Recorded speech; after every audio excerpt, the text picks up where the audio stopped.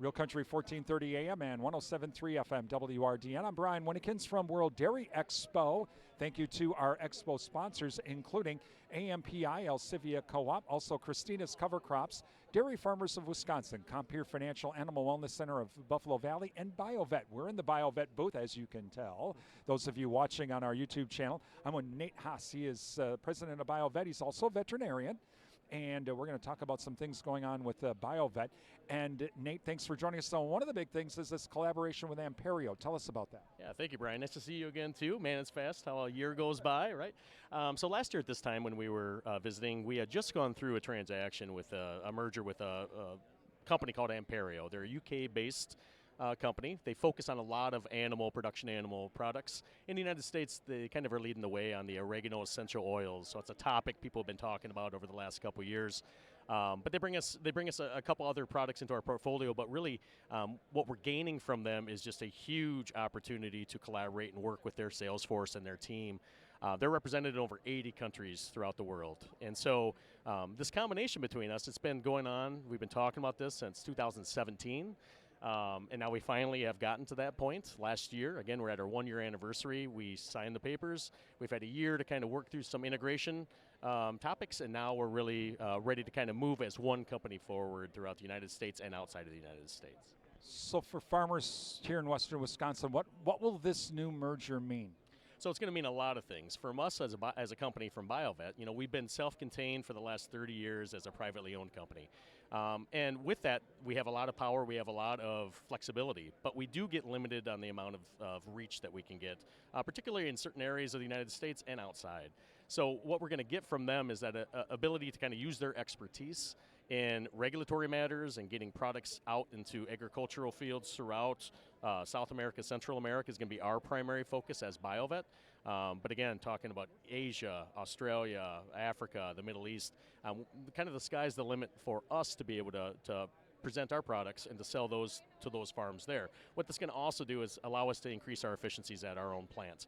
So as we grow, we're going to have to become more efficient. We're going to do things better, and that's going to benefit us as a company overall. Talking with Nate Haas, president of BioVet, here from World Dairy Expo, as they're one of our sponsors of our broadcast. Okay, we're gonna take the president's hat off, and we're gonna put the veterinarian's hat on.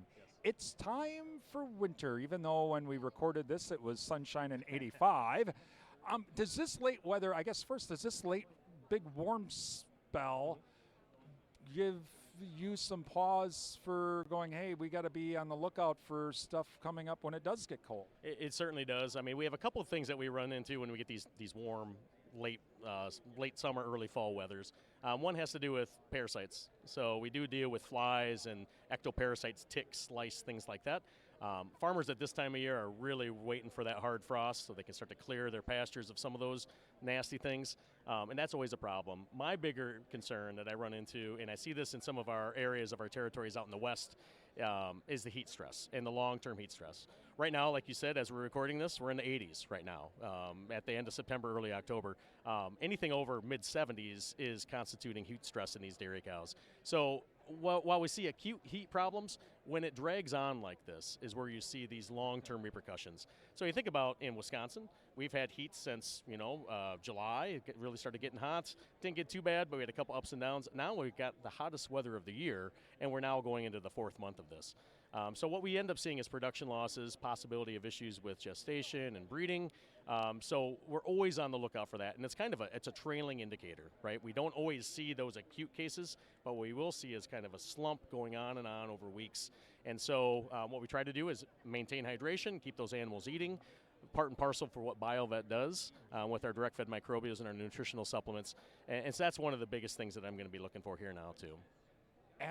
Is there a concern for not only the lower production, the parasites, but is there a concern we get these wild swings that it could cause respiratory issues in cattle? They can. And actually, we'll see respiratory issues more in the summer than we see in the wintertime in the veterinary world, and that's kind of counterintuitive, right? But the reason for that is cows have a horrible time blowing off heat.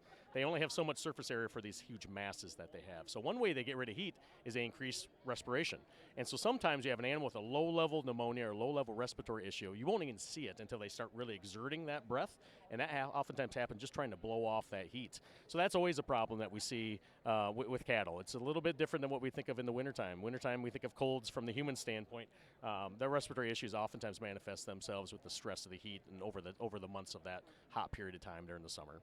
You mentioned the cold. Eventually, we will have it. I mean, we are going to have, unfortunately for me, I'm not looking forward to it. I'd like to take this through, throughout the whole year. What do farmers need to do to get the herd ready now, even though it's sunny and 85, for sunny and 30 below? Well, we're in harvest season, right? And on the good side of things, on the positive side of things, the harvest has shown that like mycotoxins, which typically are an issue when you get these moist fall harvest periods, that haven't not been an issue thus far. That doesn't mean they still can't pop up. But mycotoxin mitigation and feed, ensiling and quality feed is going to be a big time concern for these farmers. Anything that we can get them into that cold period of time, I mean, they're waiting for it physiologically. They want those cold weather temperatures because animals love that, cold temperatures as long as it's dry. But if we can smooth out their gastrointestinal tract, and that's, again, what we do, is trying to keep them consistent. You mentioned earlier the ups and downs. We may have 50 degrees tonight and 80 degrees tomorrow. That's really hard on an animal. Well, the same thing happens physiologically inside the animal. So anything we can keep those animals on a proper plane of nutrition so they can enter that winter period of time where, honestly, they get a little chance of rest from the heat stress, that's going to benefit those cows in the long run. And I guess, finally, how can BioVet help farmers out? So BioVet, we've been a leader for over 30 years in producing supplements and nutritional sources, direct-fed microbials, calcium supplementation, electrolytes. All of those are still in our portfolio. What we now have with Anpairo's partnership is another tool that we can put into that farmer's toolbox with oregano essential oils, with some of the other feed mitigants that we can put in place. We're not limited to just cattle now. We are at World Dairy Expo, and that is our focus. But Anpairo brings us a lot of the monogastric, the poultry, and the swine side of things. So we really complement each other. I would say BioVet now is just moving into the next generation with new technology and a new partner to help us move into the future. And so if folks want more information, how can they find out? So the easiest thing to do is go to our website. It's simple, www.bio-vet.com. All of our information is there. We have podcasts. We have other training exercises that are there as well, but you can see our full complement of our products, our full catalog. You can shop off that site, but you also get connected with one of our sales reps through that website. You can also visit them here at World Dairy Expo as well through Friday. I'm Brian Winnikins from World Dairy Expo. You're listening to WRDN.